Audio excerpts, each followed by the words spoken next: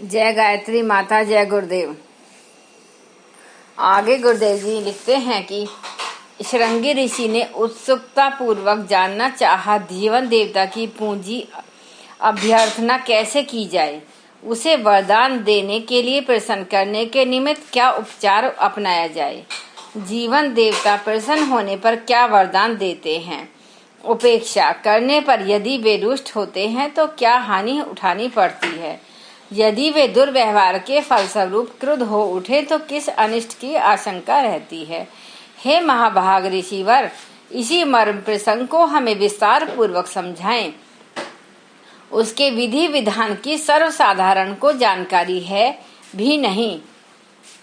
मर्म स्पर्शी इस प्रश्न से वह ऋषि श्रेष्ठ महाप्राज्ञ पिप्लाद गंभीर होकर बोले, जिज्ञासु ऋषि जीवन देवता की उपासना की महत्ता महाप्राज्ञ के श्री मुख से सुनकर अपनी उत्सुकता और भी गहन करते हैं।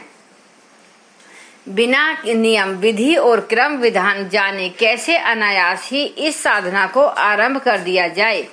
जन साधारण को तो यह भी ज्ञात नहीं कि ये देवता रुष्ट भी होते हैं, वह प्रसन्न भी। ऐसे में चूक कहाँ व किस प्रकार होती है, उससे कैसे बचा जाए, इसका समाधान लोकहित को दृष्टिगत रख पूछा जाना उचित ही है।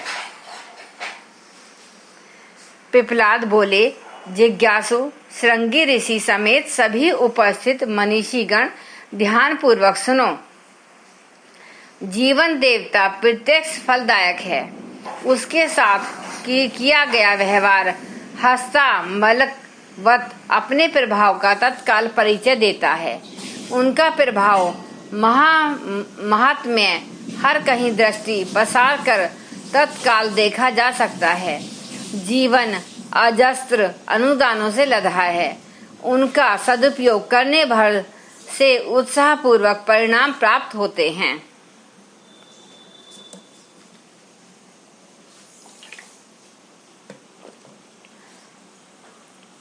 किसी भी बहुमूल्य वस्तु को श्रृंगार दान में सजाकर सुरक्षित रख दिया जाए तो उसकी उपयोगिता कहाँ रही।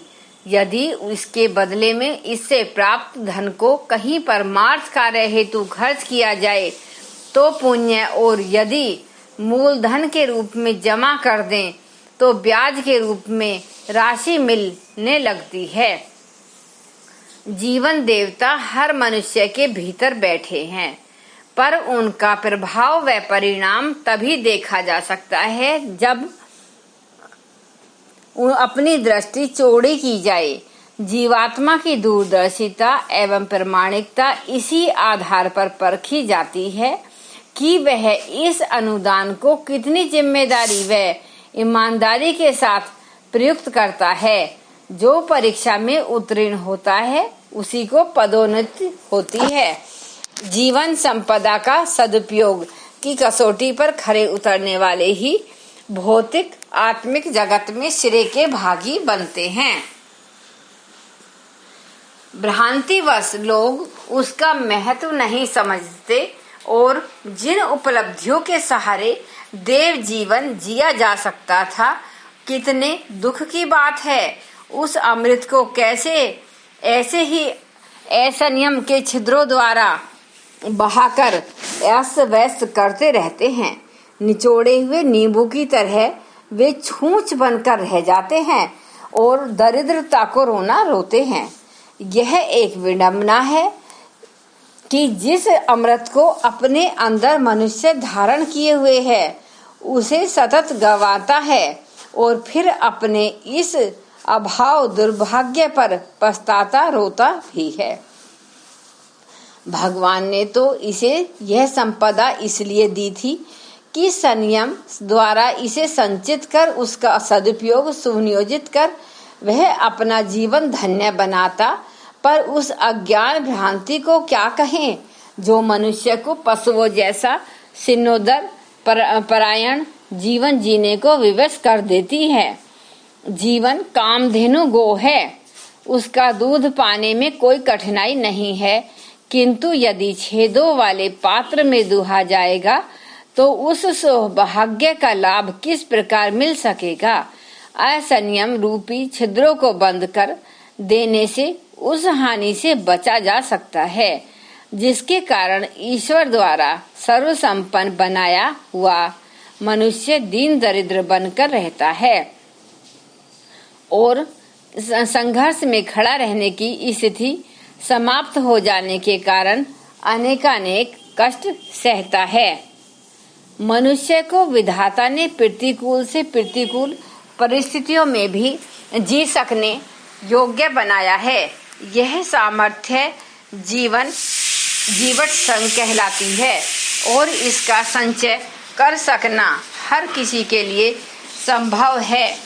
जीवन एक युद्ध स्थली है जिसमें मनुष्य को सततः कामुक प्रतिकूल विचारों से लेकर चिर संचित प्रवृत्तियों तक एवं ऋतु काल की बदलती परिस्थितियों से लेकर वातावरण में अस्वाभाविक परिवर्तन से जूझना पड़ता है।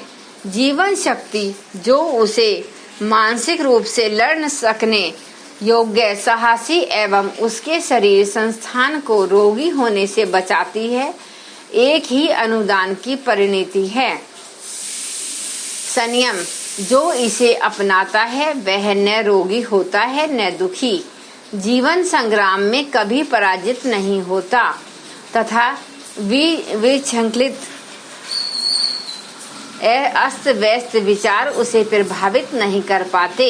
संयम एवं संघर्ष एक दूसरे के पर्यायवाची हैं तथा असंयम की परिणति ही दीन दरिद्रता रोग शोकों के रूप में होती है।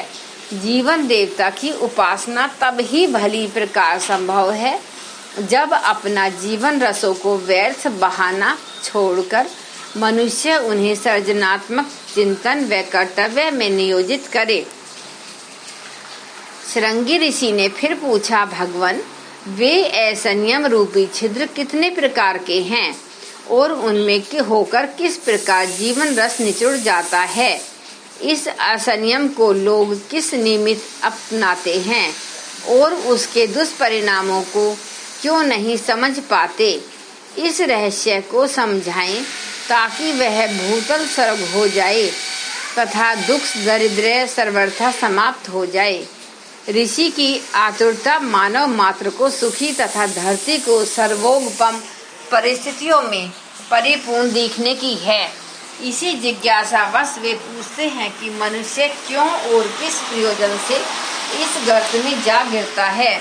बुद्धि बल शरीर बल से संपन्न होते हुए भी वह असंयम जन्य हानियों को क्यों नहीं समझता। ऐसा ही जिज्ञासा असुरों द्वारा बारंबार पराजित होने पर देवगणों ने पराजित प्रजापति से की थी।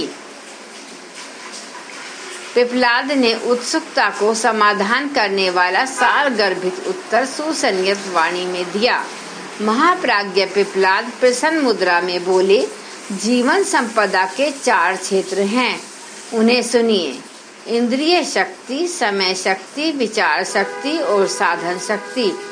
प्रथम 3 ईश्वर प्रदत्त हैं, चौथी को इन तीनों के संयुक्त प्रयत्न से भौतिक क्षेत्र में पुरुषार्थ द्वारा अर्जित किया जाता है। जीवन संपदा के 2 मूल विभाजन महाप्राज्ञ बताते हैं कि इंद्रिय समय विचार शक्ति के रूप में जीवन देवता के माध्यम से मनुष्य को दैवी विभूतियां मिली हैं और जो भी इन्हें दैवी संपदा मानता है वह उतने महत्व भी देता है, कभी अपव्यय नहीं करता। साधना शक्ति न भी हो तो वह इन 3 के माध्यम से अर्जित की जा सकती है। शारीरिक सामर्थ्य, वाणी का सही उपयोग, समय संपदा का सुनियोजन तथा विचारों के बिखराव को रोककर एक ही उद्देश्य भर केंद्रित करने पर अभावों से भरे संसार में रहते हुए भी व्यक्ति साधन एकमात्र कर लेता है। साधन शक्ति इसी कारण भौतिक लौकिक सामर्थ्य मानी गई है तथा शेष 3 मनुष्य की अपनी विशिष्ट विरासत है जो भगवान ने उसे बड़ा सोच समझकर सदुपयोग करने के लिए प्रदान की है।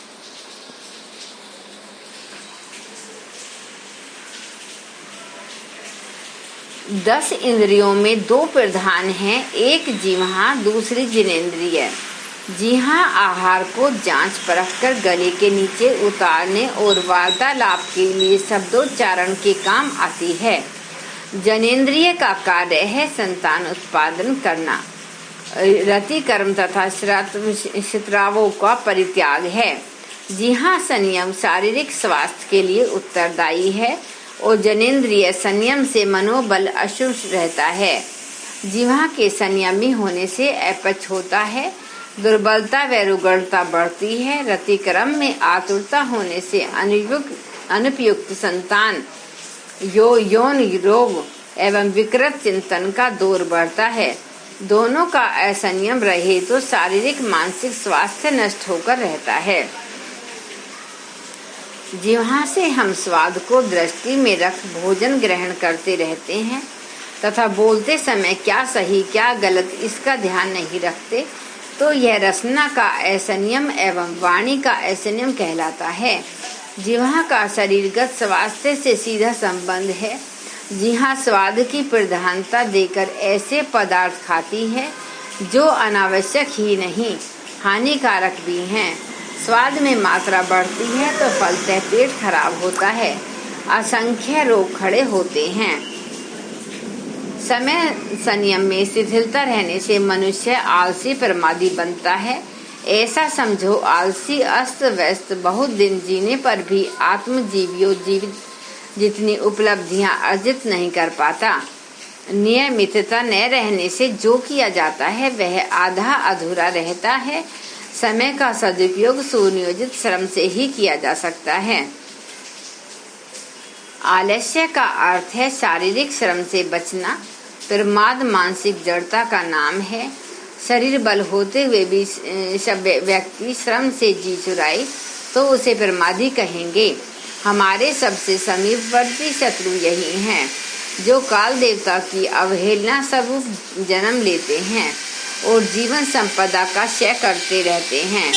समय का असंयम ही दोनों का मूल कारण है। धन्यवाद।